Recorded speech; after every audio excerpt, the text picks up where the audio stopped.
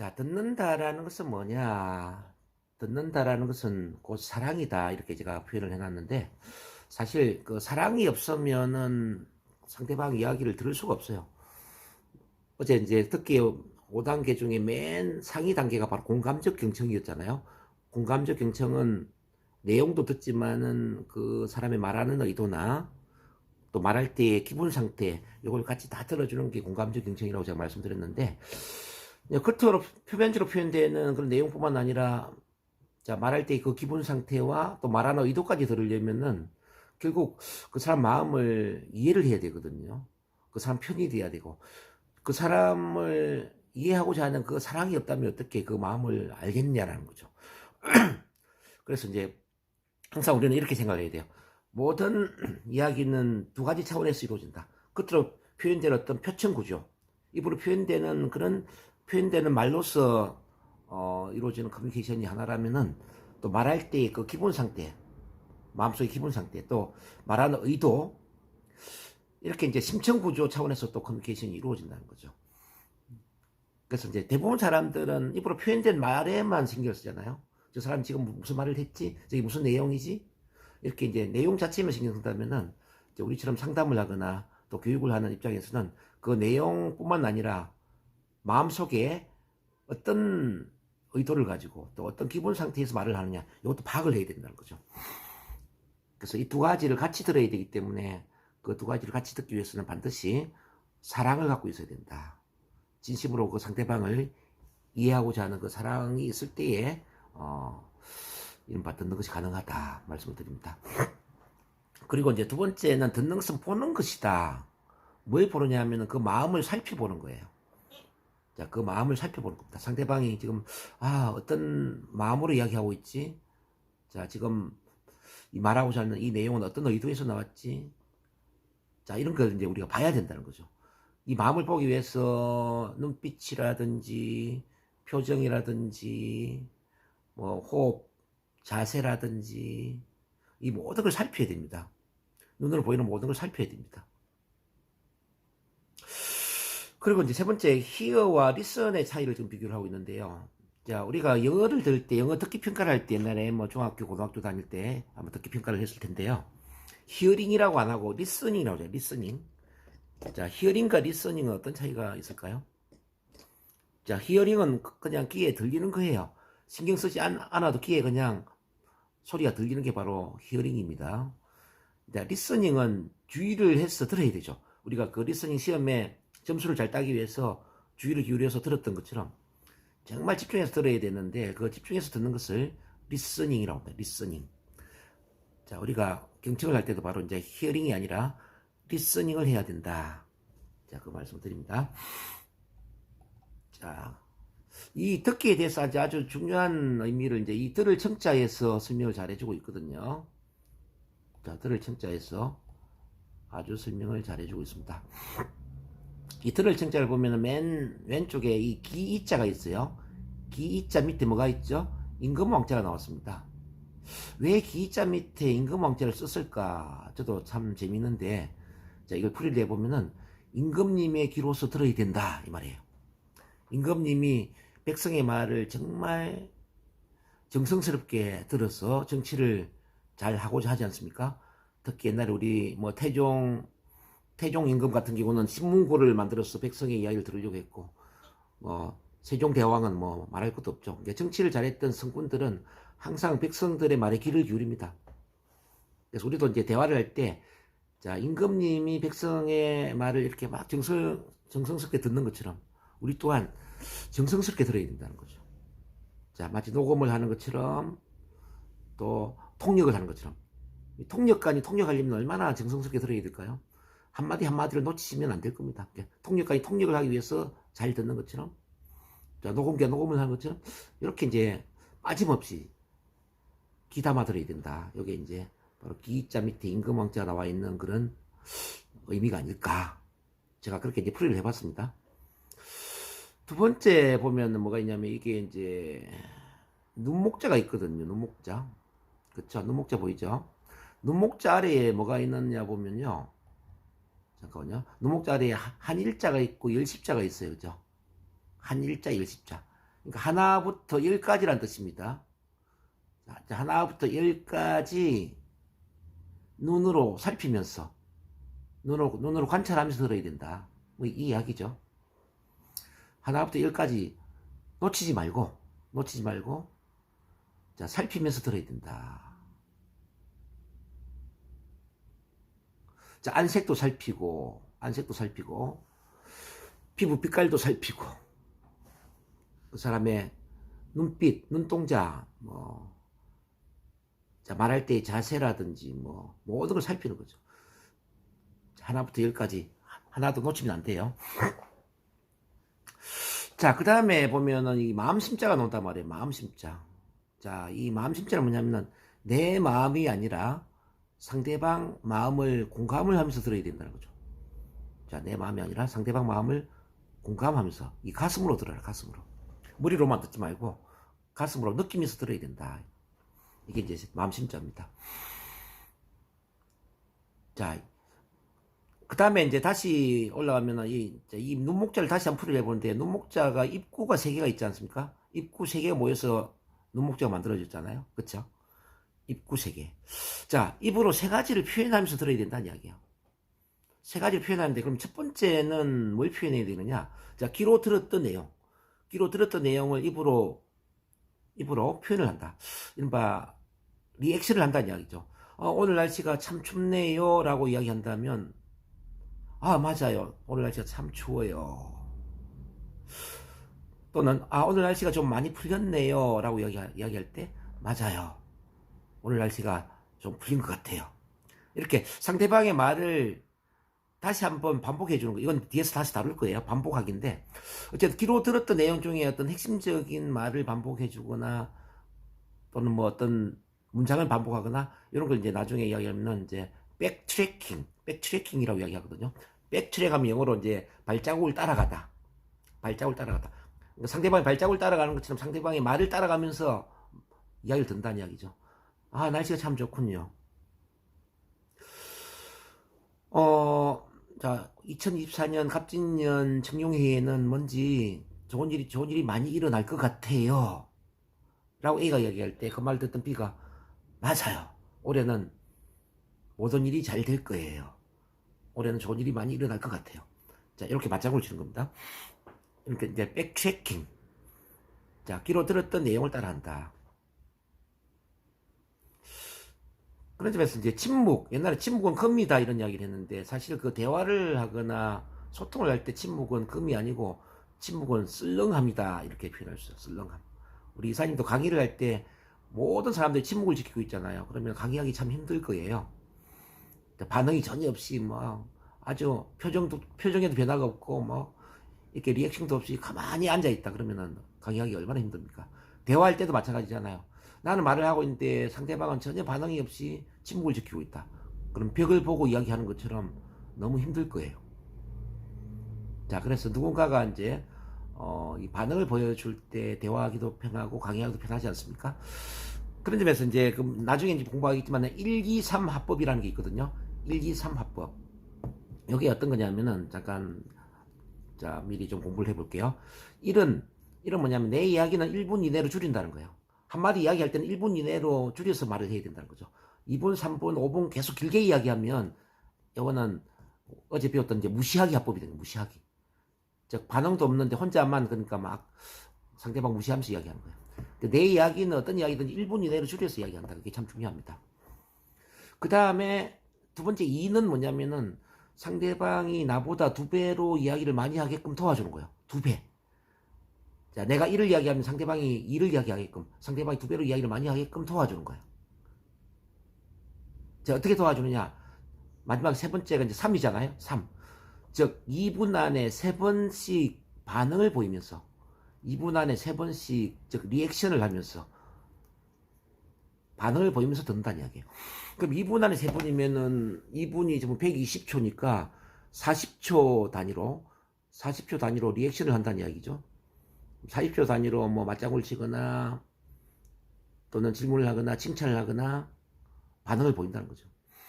이렇게 이제 대화를 하는 게 1, 2, 3 화법이거든요.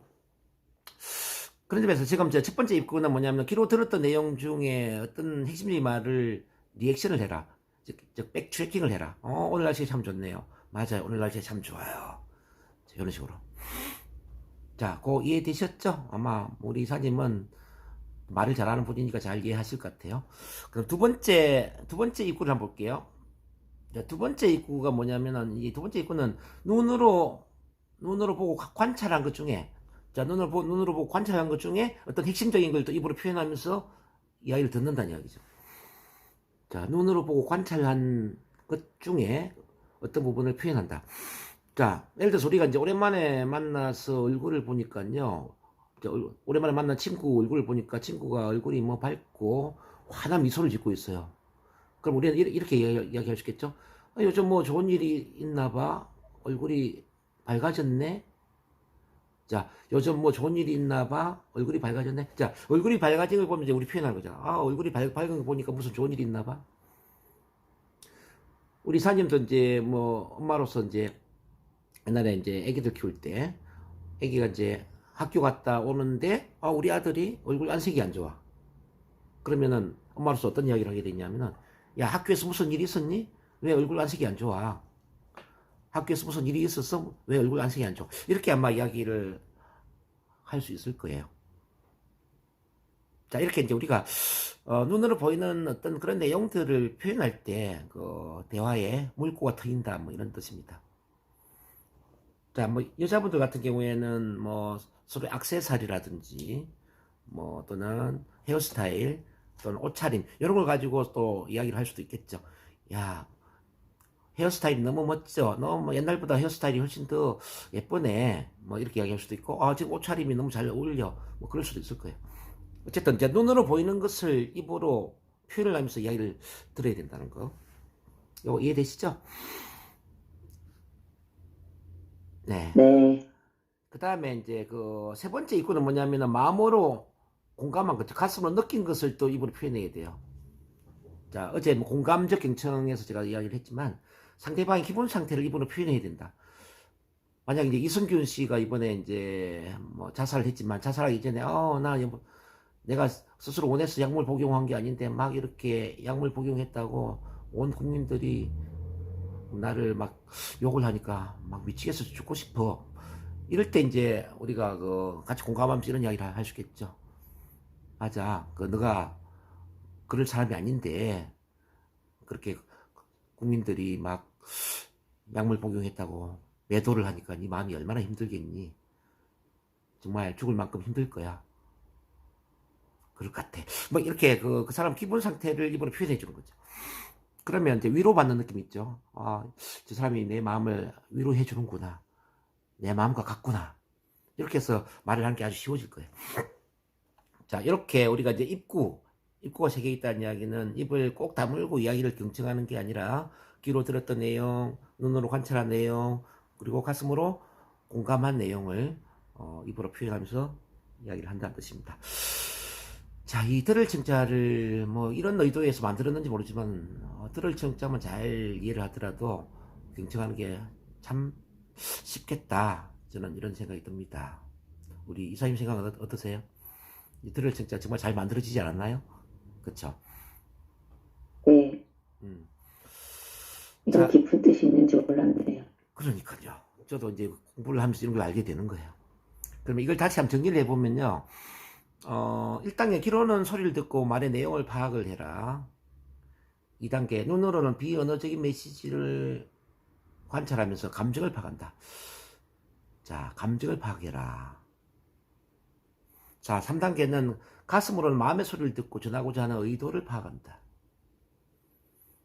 4단계 입으로 참여해서 어떤 내용이나 감정이나 그 의도를 표현하면서 입으로 표현하면서 입으로 들으란 말이야. 그러니까 이제 그 경청을 한다는 이야기는 귀로만 듣는 게 아니라 귀로도 듣고 눈으로 듣고 가슴으로 듣고 입으로 들어야 된다는 거죠. 그렇게 본다면 이제 우리는 온몸으로 경청을 해야 된다는 거죠. 온몸. 자, 뭐 온몸 경청이다. 뭐 이렇게 표현할 수 있겠네요. 자, 경청에 대해서 쭉 한번 나눠봤는데 우리 이사님 생각은 어떠신지 모르겠네요. 자, 자, 커뮤니케이션의 ABC를 보겠습니다. 커뮤니케이션의 ABC. 자, 우리가 사람을 만날 때 어떻게 커뮤니케이션을 할 것인가, 이걸 3단계로 한번 정리를 해봤는데요. 첫 번째는 A는 어프로치, 접근 단계. B는 빌드 브릿지, 대화의 다리를 만들기. C는 커스터마이즈, 맞춰 대화하기, 뭐 이렇게 보는데요. 첫 번째 어프로치 단계는 이제 미인 대칭으로 주로 시작을 하죠. 미인 대칭은 우리 그 데일 카네기의 인간관계론에서 강조하는 부분인데요. 미소, 인사, 대화, 칭찬의 줄임말입니다. 미소 짓고 인사하고 대화를 시작해서 칭찬한다, 뭐 이런 뜻입니다. 그래서 내가 먼저 미소 짓고, 내가 먼저 인사하고, 내가 먼저 대화를 시작해서 내가 먼저 좋은 점을 칭찬한다. 자, 이 미소가 참 중요한데요. 미소가, 뭐 중국 속담에는 이런 속담이 있습니다. 미소가 없는 사람은 가게 문을 열지 말라. 즉, 미소가 없는 사람이 가게 문을 열면 손님한테 좋은 이미지를 주지 않기 때문에 장사가 잘 안 된다는 뜻이죠. 망한다는 이야기죠. 자, 이렇게 미소가 중요하고요. 그 다음에 영국 속담에는 또 이런 게 있어요. 자, 면접시험에서 미소가 없는 사람은 제 1차 탈락을 시켜야 된다. 자, 면접시험에 1차로 탈락시켜야 될 사람은 미소가 없는 사람입니다. 자, 이 정도로 이제 미소가 중요하다는 거죠. 또 우리나라 속담에 이런 게 있죠. 웃는 얼굴에 침 뱉으랴. 웃는 얼굴에 침 뱉으랴, 이런 속담이 있잖아요. 그만큼 이제 뭐 어떤 미소나 웃음 이런 거는 굉장히 중요하다고 다루어지는 거죠. 그냥 국가에 관계없이. 그래서 우리가 그래서 대인 관계를 잘 하려면은 먼저 미소 짓는 얼굴을 만들어야 돼요. 미소 짓는 얼굴을 만들어야 돼요. 이렇게 이제 눈꼬리는 내리고, 우리 이사님이 강조하자, 눈꼬리는 내리고 입꼬리는 올리고, 이렇게 이제 강의할 때 많이 이야기를 하시잖아요. 맞아요. 눈꼬리는 내리고 입꼬리는 올리고, 자, 광대는 올리고. 자, 만약 이를 드러내고 있을 때는 윗니가 8개가 넘도록 웃어야 된다. 윗니가 8개. 자, 윗니가 8개가 넘을 정도로 웃고, 그렇지 않을 때는 입꼬리를 올려라. 그리고 광대 성천을 시켜라. 이러면 이제 미소가 만들어진다는 거죠. 어쨌든 이렇게 해서 이제 주로 이제 솔음으로 안녕하세요. 우리 이제 여자분들 같은 경우에 이제 솔음으로 인사하면은 아주 기분 좋고 상쾌한 분위기를 만듭니다. 우리 쇼 호스트들이 이제 말하는 그 목소리 톤으로 이제 솔음으로 인사하는 거죠. 안녕하세요. 자, 그 인사하면서 자, 대화를 시작하는 거죠. 대화. 그 대화를 어떻게 시작할 것인가, 이게 참 중요한데요. 많은 분들이 대화를 잘 못하는 이유는 뭐냐면은 자기 이야기는 쏙 빼놓고 그냥 궁금한 것만 질문을 하는 거예요. 자, 대화를 가장 못하는 사람, 자기 이야기를 안 하고 질문만 하는 사람입니다. 이른바 취미가 뭐예요? 가족이 어떻게 되세요? 이렇게 물을 수 있겠죠. 근데 상대방 자신은 전혀 자기 이야기를 안 하면서 취미가 뭐예요? 가족이 뭐예요? 이렇게 물으면은 말하기가 싫겠죠. 그래서 이제 대화를 시작할 때는 어떻게 해야 되느냐면은 듣고 싶은 이야기를 내가 먼저 하면서 질문을 해야 돼요. 이게 참 중요합니다. 듣고 싶은 이야기를 내가 먼저 말하면서 질문을 한다. 이른바 저는 일요일이 되면은 주로 산에 등산을 많이 가거든요. 저는 일요일이 되면 자, 산에 등산하는 것을, 산행하는 것을 아주 좋아합니다. 우리 선생님은 일요일 날 어떤 취미 활동을 하시나요? 자, 이렇게 질문할 수 있겠죠. 자, 저희 가족은 자, 딸 한 명에 아들이 3명이에요. 사남매예요, 사남매. 제가 사남매의 아빠거든요. 우리 선생님은 가족이 어떻게 되세요? 자, 예를 들어서 이렇게 질문할 수가 있다. 자기 가족 이야기는 전혀 안 하고 가족이 어떻게 되세요? 자기 집에 활동 전혀 이야기 안 하면서 일요일 날 뭐 하세요? 이거는 굉장히 이제 외람된 질문이죠. 이제 경찰서에 뭐 어떤 경찰관이 범죄자를 치조하는 질문하고 비슷하죠. 대화할 때 치조하는 식의 질문은 굉장히 외람되다, 된다, 이렇게 이제 이야기를 합니다. 그래서 항상 듣고 싶은 이야기를 먼저 이야기를 해라. 저희 어머니는 올해 97세인데요. 지금 군포에 있는 요양원에 지금 계세요. 97세 그 연세에 비해서는 정말 건강하시고, 뭐 또 소통하는 데는 별로 문제가 안 됩니다. 물론 청각적으로 좀 귀가 멀어서 보청기를 끼고 있지만 그래도 어머니가 많이 건강하시지 않나. 그런 감사한 마음을 저는 갖고 있습니다. 우리 선생님은, 어머님은, 우리 선생님 어머님은 좀 어떠세요? 자, 이렇게 이제 질문을 할 수가 있으세요. 그러면 이제 이야기를 들었기 때문에 나도 그 이야기에 대해서 이야기를 하고 싶은 마음을 이제 느낄 거예요. 그렇지 않겠습니까? 자, 우리는 보상과 보답의 법칙이 있거든. 누군가가 한 10, 분 정도 이야기하면 나도 10분 정도 이야기를 해야 될 것 같고, 누군가 어머니에 대한 이야기를 하면 나도 어머니에 대한 이야기를 해야 될 것 같고, 누군가 취미 활동에 대한 이야기를 하면 나도 취미 활동에 대한 이야기를 해야 될 것 같은, 비슷한 이야기를 해야 될 것 같은 그런 어떤 보상을 해야 될 것 같은 그런 기분 상태를 느낀다는 거죠. 그래서 대화를 잘하는 사람은 이렇게 이제 자기 이야기를 하면서 상대방 이야기를 끌어내는 거예요. 아주 편안하게. 그러면 대화가 아주 쉽게 진행이 되죠. 그걸 잘 해야 됩니다. 그리고 이제 대화를 할 때 너무 처음부터 구체적인 이야기를 해버리면 상대방이 부담을 느끼거든요. 뭐, 예를 들어서 이제 아들이 저번에 고등학교 3학년이라고 들었는데 혹시 이번 수능 시험 잘 쳤나요? 뭐 대학은 합격을 했나요? 뭐 이렇게 꼬치꼬치 질문을 해버리잖아요. 구체적으로. 그러면 듣는 사람이 굉장히 부담을 느낀다는 거죠. 그래서 대화를 할 때는 일반적인 내용에서 구체적인 내용으로 점차적으로 이동을 해야 된다는 거. 자, 일반적인 이야기. 자, 넓은 범주에서 좁은 범주로 이동을 하면서 대화를 한다. 너무 처음부터 구체적인 이야기를 하면은 부담스럽다 이 말이죠. 자, 나중에 이제 우리 이사님이 커뮤니케이션 스킬 중에 이제 청킹업하고 청킹다운을 배우게 될 텐데요. 청킹업이라는 것은 일반적인 이야기, 포괄적인 이야기. 큰 덩어리로 이야기하는 걸 청킹업이라고 이야기하고, 청킹다운은 뭐냐면은, 구체적으로, 세부적으로 꼬치꼬치 따져서 이야기하는 이걸 이제 청킹다운이라고 그래요. 그러니까 대화를 할 때는 처음부터 청킹다운을 하면 안 된다는 거죠. 그러니까 청킹업을 해서 일반적인 이야기를 하는 거예요. 뭐 일반적인 이야기면 뭐가 있을까요? 뭐 예를 들어서 날씨 이야기를 한다면은, 자, 그래도, 자, 새해는 날씨가 좀 풀린 것 같아요. 지난 연말에는 많이 추웠는데, 자, 오늘 새벽에 노니까 날씨가 좀 많이 풀렸어. 그렇게 춥게 느껴지지는 않아요. 자, 의정부는 날씨가 어때요? 뭐 이렇게 이야기할 수 있잖아요. 이건 이제 날씨는 일반적인 거잖아요. 그죠? 저는 뭐 새해 맞으면서 제가 등산을 2번을 갔다 왔어요. 이제. 자, 1월 1일은 제가 소래사를 갔다 오고, 1월 3일은 성주사를 갔다 오고, 이제 등산을 2번 갔다 오니까, 이 참, 산의 전기를 한 몸에 받으면서 뭔가 일도 잘 될 것 같고, 에너지도 넘치고, 이 갑진년 새해에 대해서 너무 좀 의욕이 넘치는 그런 한 해를 시작할 수 있는 것 같아요. 혹시 우리 이사님은 새해 들어서 어떤 활동을 하셨는지 궁금하네요. 새롭게 좀 멋진 새해를 만들기 위해서 뭐 어디 갔다 오시거나 활동하신 게 있으신가요?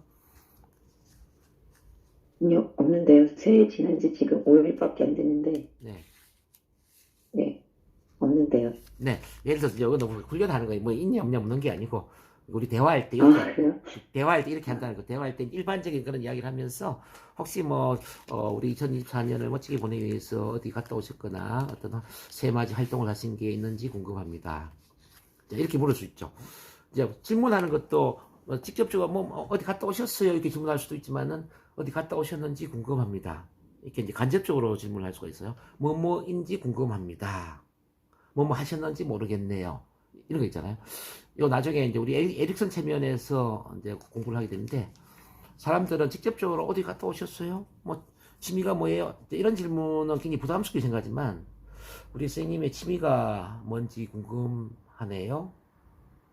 자, 우리 이사님이 이번 새해맞이 어디 갔다 오셨는지 궁금하네요. 뭐 이렇게 뭐뭐인지 궁금하네 이렇게 하면은 질문 받는 사람이 부담 없이 편안하게 그 질문에 대답을 하고 싶은 마음을 갖는다는 거예요. 마음이 열린다는 거죠. 그래서 질문도 직접적인 질문보다는 간접적인 질문을 한다. 뭐뭐인지 궁금합니다. 자, 뭐뭐인지 궁금합니다. 뭐뭐인지 궁금해지네요. 뭐뭐인지 모르겠네요. 뭐 이런 거. 그렇게 이제 대화를 자연스럽게 끌어나간다는 말씀을 드리고. 자, 다시 정리하면 질문은 처음부터 구체적인 질문을 하면 부담을 느끼기 때문에 구체적인 질문이 아니라 좀 포괄적인 일반적인 질문으로 시작을 해서 점차 구체적인 쪽으로 좁혀온다 이제 이 말씀을 드렸고, 그리고 이제 직접적인 질문보다는 가능하면 간접적인 질문이 훨씬 더 부담이 없다는 거, 그 말씀을 드립니다. 그리고 처음 만난 사람들에게 이제 우리가 그럼 어떤 내용과 관련해서 질문하고 대화를 할 것인가? 그러니까 FORM, 이걸 이제 폼이라고 하죠. FORM, 폼 플러스 H. 자, 폼 플러스 H. 자, 이 5가지에 대해서 이야기를 시작하면 참 좋은데요. 그럼 첫 번째 F는 뭐냐면 패밀리, 가족과 관련한 이야기를 하면은 사람들은 누구나 관심을 갖는다는 거죠. 그래서 아까 가족에 대해서 제가 아까 이야기한 거 말씀드렸죠. 저희 어머니는 지금 97세인데 요양원에서 아직은 건강하게 잘 생활하고 있습니다. 우리 선생님은 어머님이 지금 어떻게 건강하신지 모르겠네요. 자, 이런 식의 질문. 어쨌든 가족에 대한 거. 이제 두 번째 O는 뭐냐면 occupation. 직업이라는 거죠. 직업, 직장, 어떤 전문 분야, 일과 관련된 걸 이제 이야기하는 거죠. 저는 NLP 체면이라는 심리 상담 일을 하고 있거든요. 사람들 주로 이제 우울증이나 불안증이나 또는 불면증, 다양한 심리적인 문제를 제가 치료를 하고 도와드리는 일을 하고 있습니다. 우리 선생님은 어떤 일을 하고 있는지 궁금하네요. 자, 이렇게 이제 그 어떤 직장과 일과 관련해서 일을 할 수 있겠죠. 자, 이 일과 관련된 이야기를 하더라도 굉장히 이야기할 게 많죠. 남자들 같은 경우는 명함 앞에 놓고 한 30분 동안 막 이야기하죠.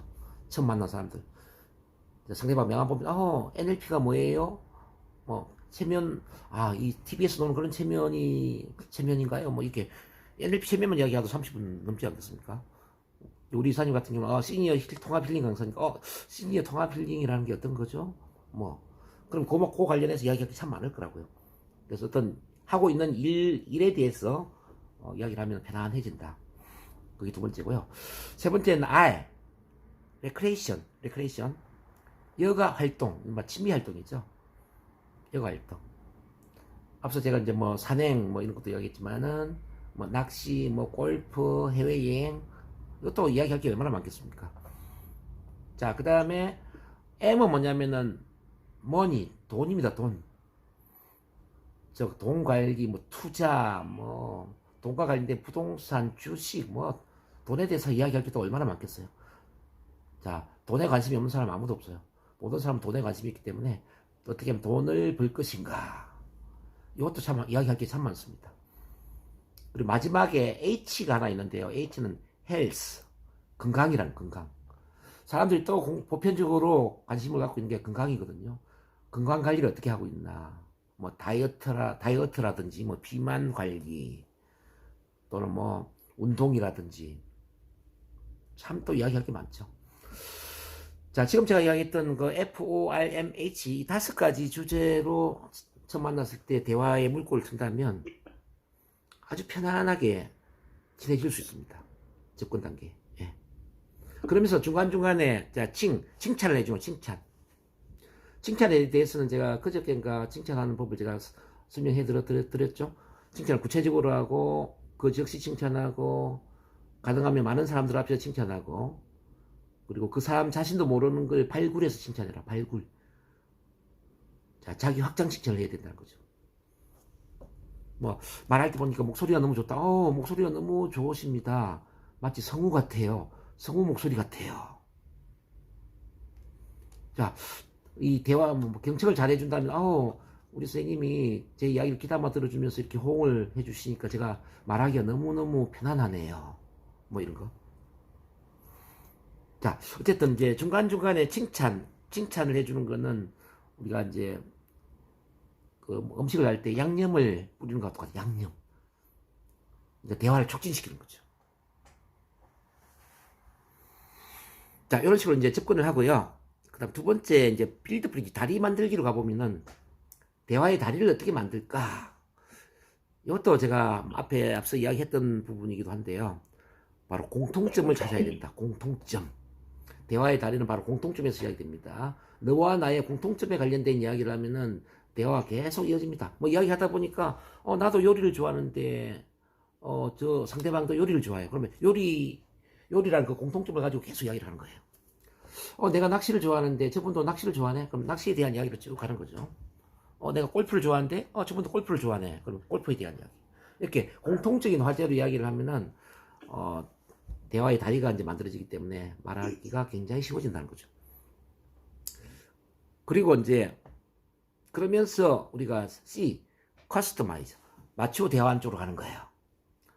자, 페이스, 페이스, 앤 리드. 이거는 계속 NLP에서 강조하는 부분인데요. 맞추어라. 계속 맞추다 보면은 마음이 열리고, 즉, 내포가 형성이 되고, 그 다음에 리드. 이끌게 되면은 원하는 결과가 오게 됩니다. 자, 어떻게 맞출 것인가? 바로 상대방의 관심사와 흥미 분야에 맞춰서 이야기를 한다라는 거죠. 이야기 쭉 들어보니까 공통점을 이야기하다 보니까 이분이 나와는 좀 다르지만, 이분은 낚시에 관심이 있구나. 골프에 관심이 있구나. 또는 해외여행에 관심이 있구나. 그 사람의 관심사를 찾아낼 수가 있죠. 자, 만약 이분이 해외여행에 관심이 있다면 해외여행에 대한 이야기를 막 하는 거예요. 그러면 그분은 아주 신나서, 신바람이 나서 이야기를 하게 될 겁니다. 자, 그러면 그분의 관심사가 뭔지를 어떻게 알 수 있느냐를 우리가 체크를 해볼 수 있는 방법이 있는데, 이런 거예요. 내가 그다지 리액션을 하지 않는데, 즉, 반응을 보이지 않는데도 불구하고 혼자서 2분, 3분 막 신나서 이야기하는 거예요. 혼자서 2분, 3분 신나서 이야기하고 있다면, 그 분야는 바로 그 사람의 관심사다. 이렇게 이제 볼 수가 있습니다. 자, 이런 구조로 이야기를 하다 보면 우리가 쉽게 사람들과 친해질 수 있고, 이 세상 모든 사람들과 친구가 될 수 있죠. 자, 우리 NLP에서는 이렇게 이야기합니다. 자, 우리는 처음 만났지만 10년 이상 만난 사람들처럼 친해질 수 있습니다. 자, 몇 번을 만났느냐, 얼마나 오랫동안 만났느냐는 중요하지 않습니다. 자, 우리가 어떤 스킬로 대화하고 어떤 스킬로 사람을 만나느냐에 따라서 달라질 수 있습니다. 그래서 우리는 자, 처음 만났지만은 10년 이상 만난 것처럼 친해질 수 있는 그런 사람이 되어야 된다. 이렇게 강조를 하죠. 여기까지 잠깐 정리를 하고 넘어가도록 하겠습니다. 자, 관심 기울이기 보겠습니다. 관심 기울이기. 자, 커뮤니케이션에 이건 아주 기본적인 기술인데요. 이 관심 기울이기 한번 배워볼게요. 자, 커뮤니케이션의 시작은 관심이고, 관심이란 상대방의 마음을 자세히 바라보는 것을 의미한다. 제가 어제도 그 래퍼의 6단계에서 관심과 사랑을 1단계로 이야기했습니다. 관심과 사랑을 갖고 있어야만 그 사람을 관찰하게 되고 그 사람 입장에서 이해를 할 수 있다라고 제가 말씀드렸는데, 자, 관심과 사랑을 간다라는 것은 엄마가 아기한테 관심과 사랑을 갖는 것과 비슷하다. 엄마가 아기를 사랑해야만 아기 상태를 관찰하고 이해하게 되고, 또 아기 상태를 이해를 해야만 아기한테 맞추어서 달랠 수가 있고, 아기를 잘 키울 수 있겠죠. 자, 우리가 사람을 만나는 과정도 결국은 아기를 달래는 엄마와 같은 마음으로 만나야 된다는 거죠. 아기를 달래는 엄마 같은 마음. 그래서 이제 아무리 우리가 처음 만난 사람이고 또 내 마음에 들지 않는 사람이라 할지라도 우리는 마음가짐은 이렇게 가져야 돼요. 나는 당신을 이해합니다. 아니, 당신을 이해하고자 합니다. 난 당신의 편입니다. 그리고 당신을 사랑합니다. 당신을 좋아합니다. 자, 이렇게 의도적으로 마음속으로 몇 번 좀 다짐을 하고 그 사람과 대화를 하는 거예요. 저는 상담할 때 항상 그런 다짐을 하거든요. 오늘 예를 들어서 10시에 누구랑 상담하기로 예정돼 있어요. 그러면은 상담하기 전에 이제 눈을 감고 그 사람 얼굴을 떠올리면서 이제 마음에 이제 그런 다짐을 합니다. 난 당신의 모든 걸 이해합니다. 당신의 모든 걸 수용 존중을 합니다. 그리고 당신을 좋아합니다. 당신을 돕고 싶습니다. 자, 오늘 상담에 최대한 도움을 드리도록 노력하겠습니다. 이렇게 이제 마음속에 다짐을 해요. 그러면 표정도 부드러워지고, 처음 만날 때부터 이제 마치 제 마음을 아는 것처럼 상담이 아주 잘 이루어집니다. 그런 경험을 저는 많이 했는데, 어쨌든 우리가 사람을 만날 때도 이제 이렇게 이제 관심을 갖고 이제 사랑의 마음을 좀 불러일으키는 거, 이게 참 중요합니다. 그리고 2단계 보면은 관심 갖기 기법을 좀 보는데요. 기법의 1단계는 시선을 접촉한다. 즉, 부드러운 눈 맞춤을 한다. 부드러운 눈 맞춤. 대화할 때 눈을 마주치지 않고 벽을 본다든지 천정을 본다든지 아래를 본다든지 이렇게 이야기하는 것은 대화가 아니라고 봐야 됩니다. 특히 이제 부부지간에도 보면은 텔레비전을 보면서 대화하는 부부들이 많이 있지 않습니까? 같이 이야기를 하고 있는데 시선은 텔레비전을 보고 있어요. 이건 대화가 아니죠. 또는 운전을 하면서 뭐, 자, 한 사람은 운전대를 잡고 한 사람은 또 그 조수석에 앉아가지고 앞을 보면서 대화하는 경우들도 있죠. 이런 것도 대화가 아닙니다. 대화라는 것은 반드시 눈을 마주치면서 대화를 해야 돼요. 이 시선 접촉이 굉장히 중요한데, 그래서 이제 예전에 부부 교육을 할 때 이제 이런 교육을 했던 기억이 나요. 부부 상담을 할 때. 자, 우리 두 분은 하루에 눈을 몇 번 정도 마주치면서 대화하세요? 이렇게 질문했던 적이 있습니다. 부부 사랑의 질을, 부부 관계의 질을 결정하는 힘이 뭐냐 보면은 얼마나 자주 눈을 마주치면서 미소를 짓느냐. 자, 얼마나 자주 눈을 마주치면서 미소를 짓느냐. 이게 부부 관계의 질을 결정한대요. 만약에 이제 부부인데, 같이 한 집에 사는 부부인데, 자, 눈을 마주치지 않는다. 눈을 마주치고 미소를 짓지 않는다. 그러면 그 관계는 이미 끝났다는 거예요. 그래서 부부 관계를 회복하려면 일단 눈을 마주쳐야 되고 미소를 지어야 된다. 그런 점에서 부부 상담을 할 때 이제 우리는 이런 걸 추천합니다. 절대 대화할 때 텔레비전을 보고 대화하시면 안 됩니다. 자, 텔레비전을 끄시고, 자, 정면으로 마주 앉아서 서로의 눈을 마주치면서 대화를 하세요. 이렇게 이제 훈련을 시키죠. 어쨌든 우리가 부부관계뿐만 아니라 그 일반적인 대화를 할 때도 반드시 눈을 마주쳐야 된다는 거, 이제 부드러운 눈 맞춤, 이게 굉장히 중요하고요. 자, 그럼 이런 질문을 해요. 눈을 마주치면 부담스러운데요? 막 째려보는 느낌도 있고. 자, 째려보는 눈빛과 부드러운 눈빛은 어떻게 해서 달라지느냐? 자, 그 사람을 좋아하느냐 좋아하지 않느냐의 차이예요. 나는 당신을 좋아합니다. 난 당신을 사랑합니다. 당신의 모든 걸 이해합니다. 아니, 이해하겠습니다. 당신의 편이에요. 당신의 마음을 저는 공감해요. 자, 이런 마음을 갖고 있으면 눈빛은 부드러워질 수밖에 없어요. 근데 반대로, 그래, 네가 무슨 말을 하는지 두고 보자. 네가 나를 비난하고 비판하고 부정적 평가하고, 그럼 나도 너한테 공격을 할 거야. 무슨 말이든지 해봐. 만약에 이렇게 마음을 먹다면 아마 눈빛이 굉장히 좀 째려보는 듯한 부담스러운 눈빛이 될 수가 있을 거예요. 그래서 이제 이 눈은 마음의 창이라고, 마음에서 눈빛이 달라질 수 있다는 걸 제가 말씀드리고 싶고. 자, 2단계는 뭐냐면 얼굴 표정. 이제 온화한 미소를 짓는 게 참 중요합니다. 이건 앞서도 말씀드렸지만은 우리 이사님이 뭐 강의할 때 강조하는 눈꼬리는 내리고 입꼬리는 올리고 콧구멍은 벌렁벌렁, 이렇게 이사님이 강의할 때 많이 이야기를 하시지 않습니까? 자, 그런 것처럼, 자, 입꼬리가 일단 올라가는 것, 입꼬리가 올라가는 것 참 중요하죠. 광대성천. 자, 이게 잘 안 되는 분은 의식적으로 그 치나 키로 끝나는 발음 연습을 해보라고 훈련을 시키거든요. 우리 이미지 메이킹 훈련 시킬 때. 뭐, 김치, 참치, 위스키, 와이키키, 요노무스키, 차이코프스키. 뭐, 이렇게 키나 치로 끝나는 발음을 하면서 한 5초 정도 멈춰 있는 거죠. 김치. 하나, 둘, 셋, 넷, 다섯. 이렇게 한 5초 정도 멈춰 있으면은 우리 얼굴 근육이 기억을 한다는 거예요. 얼굴 근육이. 그래서 그냥 김치 끝나지 말고 김치하고 5초 정도 멈추고 있고, 뭐 갈치 5초 이렇게 하면서 의도적으로 입꼬리를 올리는 훈련을 한다는 거죠.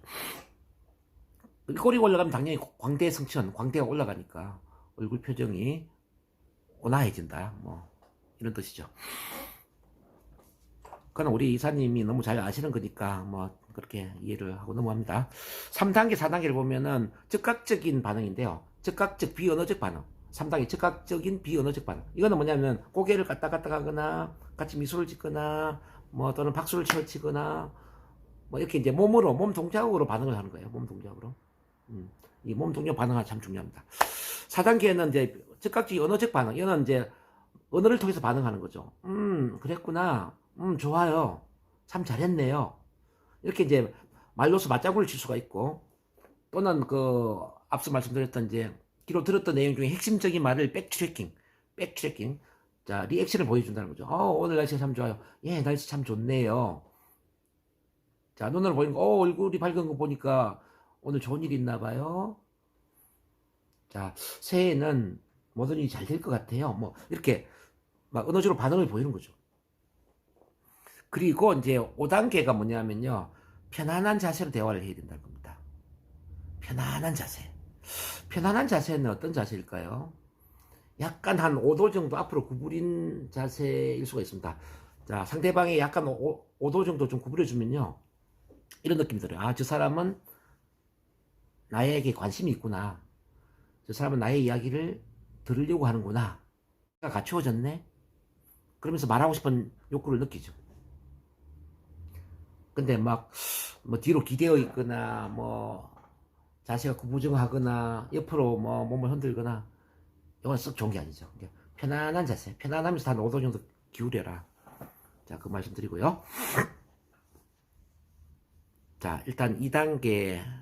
자, 이번에 관심 갖기 기법 제가 설명했는데, 요거 이해가 다 되셨는지 모르겠네요. 다 되시면 손 한번 흔들어 주시기 바랍니다.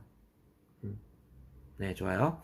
근데 시선 일치를 시키는데, 그 눈을 제대로 마주보지 못하는 분들이 계세요. 제가 이제 스피치 대인과학 관계 훈련하다 보면은, 의외로 그 눈을 마주보는 거 힘들어하는 분이 계세요. 그러니까 눈을 피하고 막 벽을 보거나 옆을 보거나 고개를 숙이거나 이런 분들이 많이 있거든요. 그래서 이거는 의도적으로 시선 마주치는 훈련을 해야 되는데, 요게 이제 그래서 효과적으로 바라보는 기법 4초의 법칙 4초. 그러니까 어떻게 하는지 한번 봐봐요. 한쪽 눈 4초를 일단 바라보는 거죠. 이른바 왼쪽 눈 4초, 그 다음에 오른쪽 눈 4초, 그러면서 얼굴 전체를 또 4초를 바라보고, 그 다음에 코를 4초로 바라보고, 턱을 4초로 바라보고, 또 이마를 4초로 바라보고, 그리고 왼쪽 눈을 4초, 오른쪽 눈을 4초, 뭐 이렇게 쭉 돌아가는 거죠. 이것도 하나의 방법이에요. 이건 시선에 대한 부담을 느끼는 분에게 해당되는 겁니다. 그리고 이제 체면을 걸 때, 우리 체면을 걸 때 시선도 일치시키는 게 있는데 이것도 다음에 제가 가르쳐 드릴게요. 자, 왼쪽 눈을, 상대방의 왼쪽 눈을 바라보되 왼쪽 눈 뒤에 한 30cm 떨어져 있는 걸 바라본다고 생각하는 거야. 자, 왼쪽 눈을 바라보는데 왼쪽 눈 뒤에 30cm 떨어져 있는 어떤 지점을 바라본다는 느낌으로 왼쪽 눈을 바라본다는 거죠. 체면을 걸 때. 이게 체면적 응시라고 그래요. 체면적 응시. 우리 체면을 걸 때 그 눈을 마주치면서 체면을 걸 수가 있거든요.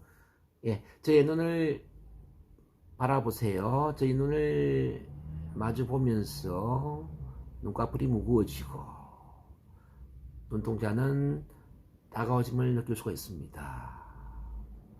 점점 눈동자가 더 따가워지고 눈꺼풀은 더 무거워지면서 깜빡 이제 눈을 뜨고 있는 것보다는 차라리 눈을 감아버리는 편이 더 낫다고 느낄 수도 있습니다. 예, 좋아요. 그럼 눈을 감아 버리세요. 바로 지금 말이죠. 뭐 예를 들어서 이제 이런 식으로 이제 서로 눈을 마주보면서 눈을 감게 만드는 이제 체면을 유도하는 기법이 있는데, 근데 체면사가 내 남자의 눈을 마주보는 게 부담스럽거나 두렵다면은 체면을 걸기 힘들지 않겠습니까? 자, 눈을 마주보지만 편안해야 되겠죠. 그죠? 그래서 이제 그 왼쪽 눈을 마주보되 한 30인 떨어져 있는 뒤쪽을 바라본다는 그 느낌으로 최면적 응시를 할 수가 있다. 뭐 참고를 하세요. 어쨌든 이렇게 이제 시선을 마주보는 게 대화에 굉장히 중요하다는 부분을 제가 말씀드립니다. 자, 이 관심 기울이기와 관련해서 잠깐 정리하고 넘어갈게요.